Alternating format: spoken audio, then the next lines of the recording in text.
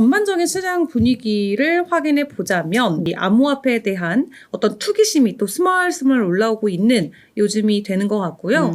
24시간 거래량 같은 경우는 전일 대비는 조금 하락을 했어요. 근데 비트코인 도미넌스가 간밤에 좀 추가 상승을 하면서 53.3%까지 결국 올라가 버렸습니다.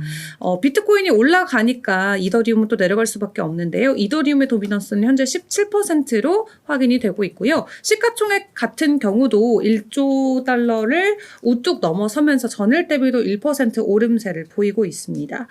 근데 이제 또 간밤에 암호화폐 ETF와 관련된 또 소식들이 많이 나왔는데요. 네. 일단 전 SEC 변호사로 활동을 했던 분께서 SEC가 비트코인 현물 ETF를 승인해 주는 것에 대해서 보장을 할 수 없다라는 또 견해를 간밤에 밝혔습니다. 저는 불필요한 얘기를 해요. 그렇죠. 불필요한 이야기인데 이 블룸버그 인터뷰를 통해서 이렇게 개인 입장을 밝혔고요.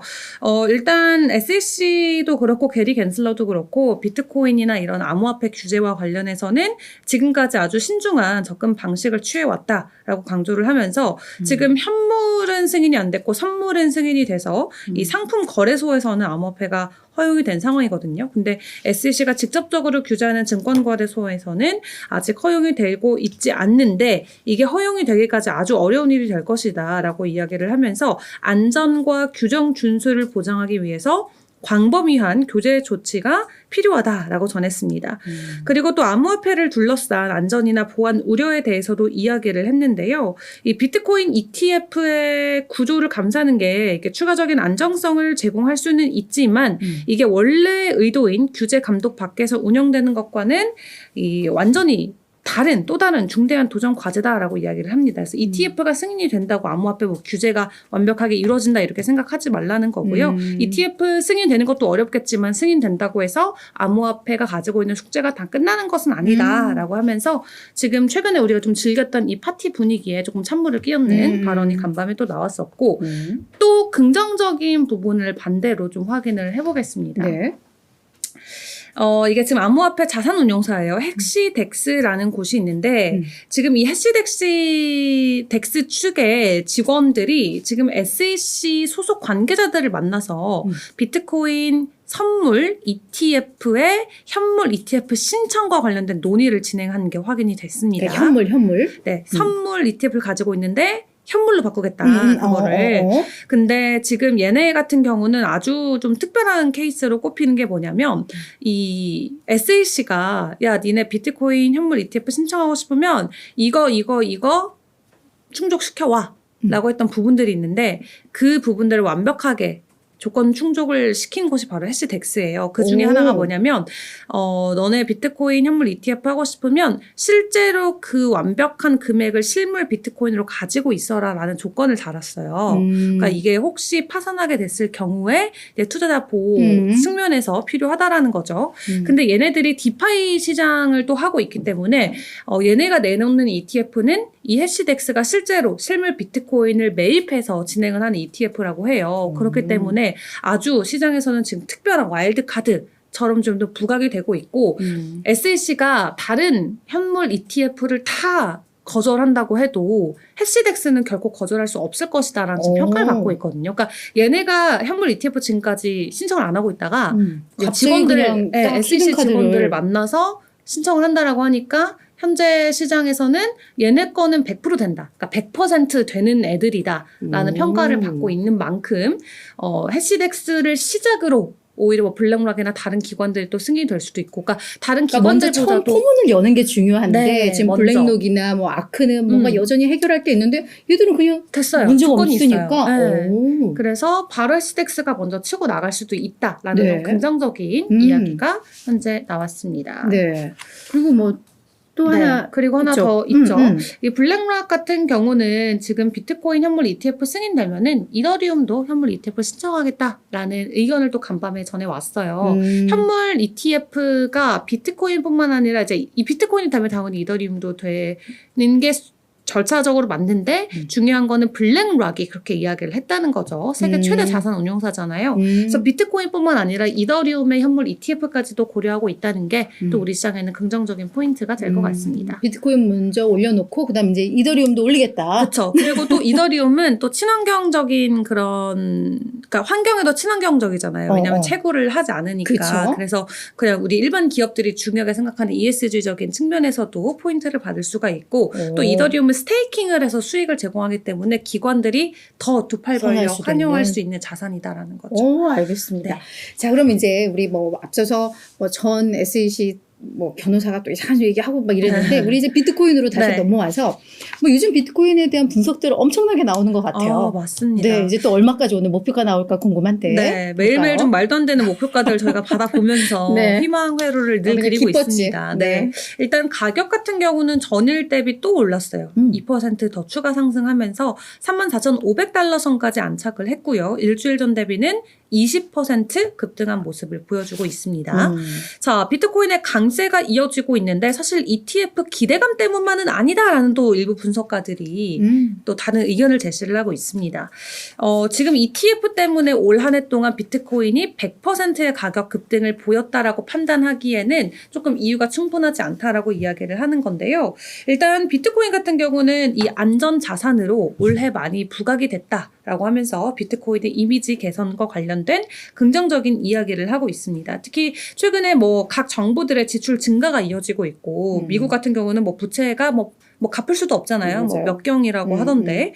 그리고 그런 경제가 불안정한 상황에서 결과적으로는 이 주식이나 또 채권 시장도 불안정한 상황을 가져갈 수밖에 없기 때문에 이럴 때일수록 비트코인이 더 부각받을 수밖에 없다라고 이야기를 하면서 ETF라는 이슈에 주목하는 게 아니라 비트코인의 근본적인 가치 때문에 오르는 거다라고 지금 평가를 하는 또 입장들이 나오고 있습니다. 또 세계 최대 자산 운용사들 같은 경우도 지금 비트코인을 양질의 안전자산으로 인식을 점점 하고 있다라고 해요. 그래서 작년까지만 하더라도 사람들이 뭐 디지털 자산, 그러니까 크립토랑 주식에 상관관계가 있다라는 생각을 많이 했는데 지금은 이제 주식이 오른다고 코인이 오르고 주식 떨어진다고 코인 떨어진다 이렇게 생각하는 사람들도 이제 없다라는 거죠. 그래서 주식과는 또 완전히 다른 성향의 자산으로 이 경제시장에 자본시장에 자리매김을 하고 있고 그리고 앞으로 계속 부채 수준이 높아질 수밖에 없기 때문에 이 암호화폐 지위가 더 올라갈 수밖에 없다라고 지금 이야기를 하거든요. 미국의 재정 상황이 안 좋기 때문에 지금 이 암호화폐와 관련해서 매력적인 투자 옵션은 계속해서 증가할 거고 비트코인뿐만 아니라 금도 좀 비트코인이랑 비슷한 역할을 할 것이다 라고 이야기를 합니다. 그리고 실제로 은행들이 위기를 겪을 때마다 사람들이 비트코인을 하나의 피난처로 찾았기 때문에 앞으로 좀 거시경제의 이런 파급 효과가 계속해서 진정이 되지 않는 상황이 이어진다라고 하면은 해지 수단으로 암호화폐 사용 사례를 들 수밖에 없다라는 의견이 또 전해졌고요. 그리고 이 블룸버그 애널리스트도 똑같은 이야기 합니다. 크립토, 디지털 자산, 앞으로 금을 대체할 수 있다. 그러니까 금이 정말 안전자산으로 꼽히는데 그 금을 대체한다라는 거죠. 그러니까 금보다도 더 안정적인 자산으로 시장에 자리매김을 할 수 있다라는 건데요. 일단 비트코인의 네트워크의 빠른 성장도 있고 또 비트코인의 현물 ETF 출시도 앞두고 있는 만큼 점진적으로 현재 금을 대체할 수 있다라는 입장을 밝혔는데 지금 최근에 미국 경기 침체가 이어지는 만큼 채권이나 주식에 대한 대비해서 비트코인의 강세 그리고 성숙도가 지속적으로 높아지고 있다라고 긍정적인 평가를 내비쳤습니다. 그러니까 어쨌든 단기 이슈가 아니라 가치가 그냥 빛을 발하는 거다. 이렇게 그치. 전문가들이 이야기를 하는 가운데 최근에 어쨌든 가파른 비트코인 상승으로 많은 분들께서 수익을 보고 계신데 구체적으로 수익을 보고 있는 이 월렛의 수가 공개가 됐습니다. 100명 중에 82명은 비트코인으로 돈을 벌고 있는 상황인 것으로 확인이 됐는데 그 82명이 드시죠? 네, 전 들어요. 저도 들거든요. 대박! 왜 대박이에요? 아니 옛날에 고점에 샀다고 맨날 알른 소리 내더니 그건 알트코인들이.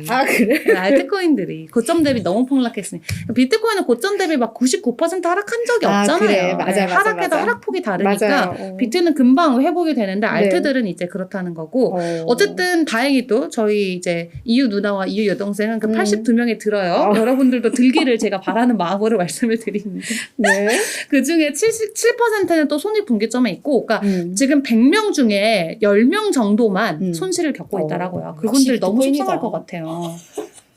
그분들은 아니, 전 세계 한참 90명이 돈을 버는데. 그러니까 고점일 때 들어오신 분들이야. 네, 어쨌든. 근데 전고점 돌파하면 이분들도 다 수익으로 넘어갑니다. 걱정하지 마세요. 그렇죠.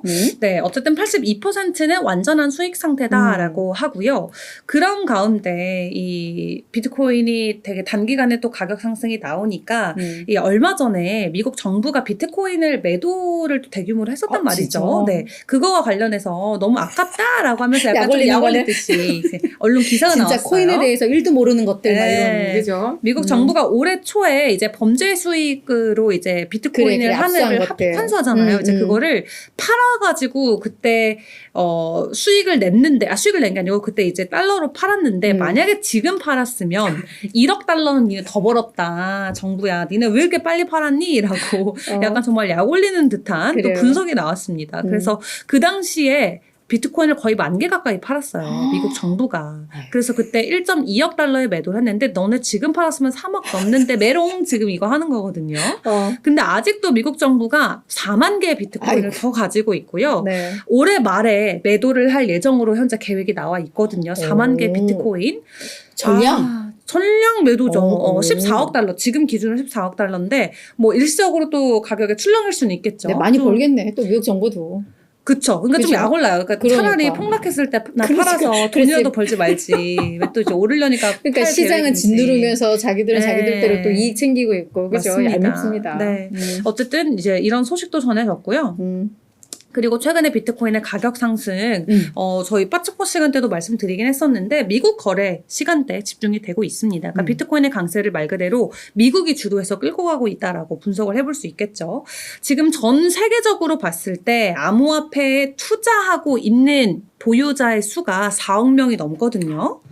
전 세계 인구 60억 명이니까 4억 명이면 이게 많은 건가 적은 건가? 적죠. 적은 거죠. 주식과 비교했을 때. 잠재적 투자자가 많기 때문에 우리한테 호재입니다. 그렇다면. 그치. 그러니까 지금 시작하는 사람은 선구자적이야. 벌어야지 더. 그렇죠. 벌어야 되는데 물려 있어가지고 슬프네요. 다 손해를 보고 있어요. 다 손해 보고 있어가지고. 네, 어쨌든 전 세계적으로 4억 명이 넘는데 지역별로 봤을 때는 아시아에서만 2억 명이 넘어. 2억 6천 명이 아시아에 현재 있는 사람들이고요. 그래? 북미가 5,400만 명이에요. 그거밖에 안 돼요? 북미가 1억 명이 안 넘어요. 근데 인구 대비로 아시아가 하니까. 2.6억이 왜냐 중국이 있다고 쳐도 그래도 미국도 그러네. 미국 캐나다도 꽤 큰데 거기선 5,400만밖에 없대요. 근데 이제 우리는 뭐 일본, 한국, 뭐 중국 다 합쳐서 이제 2억 명 거의 3억 명 가까이 되는 수치고 그다음에 이제 아프리카, 남미, 오세아니아 순으로 쭉 이제 수치가 내려가긴 하는데 어쨌든 절대적인 인구수로 봤을 때는 아시아의 비중이 지금 미국보다도 거의 몇 배예요? 이게 뭐 두세 배, 두 배, 세 배. 4배인가요? 4배네요. 한 4배 정도 많은데도 불구하고 지금 전반적으로 가격 상승은 미국 쪽에서 계속 나오고 있다라고 합니다. 그래서 암호화폐 시총도 지금 계속 올라서고 있고 거래량도 많이 회복을 했는데 이게 중국이나 한국이나 일본 쪽의 자본으로 움직이는 게 아니라 아메리칸 머니로 우리 시장에 좀 변동성이 나오고 있다 생각을 해주시면 될 것 같고 네. 그래서 대응을 여러분들도 하시려면은 이 아시아 타임이 아니라 뉴욕 증시 시간에 맞춰서 투자를 하시는 게 현재 구간에서는 조금이라도 더 손해를 덜 보고 수익을 더 낼 수 있는 구간이 될 수 있을 것 같고요. 네. 이 비트코인 현물 ETF 출시와 관련돼서 업계 전문가들의 전망치도 계속 나오고 있습니다. 일단 현물 ETF 출시되면은 앞으로 1년 안으로 비트코인이 8천만 원 간다. 원화 기준이네 그냥? 원화 기준 소박하네? 8천만 원. 소박하죠. 전고점도 안 간다는 얘기잖아. 그렇죠. 선고점 정도 다시 간다는 거죠. 그래서 1년 안으로 8천만 원 간다라고 이야기를 하면서 비트코인 눈높이가 얼마나 ETF에 높아졌는데 저런 그러니까요. 가격을 했어. 시장 규모 전망 보고서를 발표를 했는데 첫 1년간 한 140억 정도의 140억 달러예요. 달러의 규모 자금이 유입이 될 것이다라는 전망치를 내놓으면서 구체적인 가격으로는 일단 개당 8천만 원 정도가 좀 가능성이 있을 것 같다라고 갤럭시 디지털은 현재 이야기를 하고 있고요. 네. 그리고 또 암호화폐 헤지펀드의 창업자인 카프리 올레 같은 경우도 지금 비트코인이 단기 횡보를 살짝 거친 이후에 지금 34,000달러 돈 지나가고 있잖아요. 일단 4만에서 4만 5천 달러까지 상승할 것이다라는 예측치를 단기적으로. 내놨습니다. 그래서 최근 비트코인이 3만 5천 달러를 일시적으로 돌파하긴 했는데 여기에서 지금 비트코인 채굴자들이 평소보다 조금 더 많은 자금을 매각을 하고 있다라고 해요. 채굴자들 같은 경우도 얼마나 기다렸겠어요. 비트코인의 가격 상승을. 그래서 지금 일시적으로 채굴자들도 평소보다 많은 자금을 매각을 하고 있는데 그렇기 때문에 조금 우리가 더 횡보를 할 수밖에 없는 구간이다라는 시그널이 좀 될 수 있을 것 같고요. 여기서 조금 단계적으로 횡보 거치고 나서 4만에서 4만 5천 달러까지의 가격 상승 충분히 있다라고 이야기를 했고요. 또 피터 브렌튼 같은 경우도 비트코인이 어디까지 올라갈 것인가를 놓고 봤을 때 지금 가격 전망치를 이야기를 하고 있거든요. 비트코인이 7만 달러를 돌파할 수 있는 잠재적인 타임라인을 지금 제시를 했습니다. 네. 그래서 비트코인의 라이프 사이클을 강세 충동과 통합기간으로 나눠서 확인을 해봤을 때 비트코인이 내년 중반까지 장기 박스권을 돌파하고 나서 그해 3분기, 그러니까 내년 10월에서 9월에서 아니죠. 3분기면 7, 8, 9. 7, 8, 9죠. 7월에서 9월까지 새로운 최고치의 가격을 기록할 것으로 예상을 하고 있습니다. 그러면서 구체적인 어디까지 올라갈 것이다 라는 이야기는 하지 않았는데 일단 시점을 내년 3분기로 점쳐놨고요. 어쨌든 전문가들도 업계 밖의 인사들도 지금 비트코인과 관련해서 확실히 주목을 많이 하고 있는 분위기는 이어지고 있는 것 같습니다. 네. 알트코인 쪽은 뭐 또 어떤 내용이 있었을까요? 알트코인 쪽에 좀 소식들도 개별 소식들 위주로 확인해 보도록 할 텐데요. 일단 이더리움 같은 경우 일주일 전 대비 한 16%의 가격 상승을 보여주고 있죠. 현재 1,800달러를 아직까지는 뚫어주지 못하고 있는 상황인데요. 일단 이더리움도 대형 거래가 최근에 많이 급증을 했습니다. 그래서 거래소 그러니까 공급량 기준으로 8년 현재 최저치를 보여주고 있는 상황인데 그러니까 이더리움의 대형 거래가 급증을 하면서 전반적인 분위기가 이더리움 시장에도 좀 강세가 오지 않을까 하는 입장들이 많이 나오고 있습니다. 이 10만 달러 이상의 이더리움 대형 거래가 6개월 만에 최고치를 기록을 했는데요. 반면 암호화폐 거래소의 이더리움 공급량은 2015년 이후 최저치로 감소를 했기 때문에 사람들이 많이 사서 다 자기 지갑에 잘 챙겨두고 있다로 풀이를 해볼 수 있겠고요.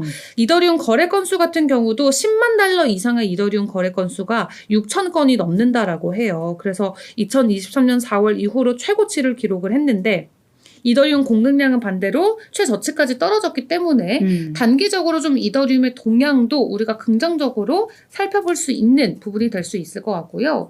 그리고 앞서서 확인해 본 것처럼 최근 고래들의 트랜잭션이 계속해서 올라가면서 지난 6개월 동안 최고치를 기록을 합니다. 그러니까 지금 이더리움을 아주 대량으로 사고 있는 사람들이 우리 시장에 많이 나오고 있다라고 확인해 보실 수 있겠고요. 네. 이 바이낸스의 스테이블 코인인 BUSD 같은 경우는 시가총액이 최고치 대비해서 90%나 폭락을 한 상황입니다.